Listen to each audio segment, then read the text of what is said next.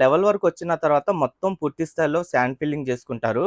Quantum computation install చేసే room ఏదైతే ఉందో, ఆ రూమ్‌నేంటంటే అత్యంత తక్కువ టెంపరేచర్‌లో ఉండేలాగైతే చూసుకోవాలి. దాని డిజైన్ కూడా ఏంటంటే, ఈ 3 ఏదైతే వైబ్రేషన్ టెస్టులు చేస్తున్నారో, ఈ 3 వైబ్రేషన్ టెస్టులకి సంబంధించిన ఒక రిపోర్ట్ ఆధారంగా ఆ రూమ్‌నైతే డిజైన్ చేస్తారు. ఆ రూమ్‌లోనే ఈ క్వాంటమ్ కంప్యూటేషన్‌నైతే ఇన్‌స్టాల్ చేస్తారు. అది కూడా -250 డిగ్రీస్ టెంపరేచర్ ఉండేలాగైతే ఉంటుంది ఆ రూమ్ కూడా.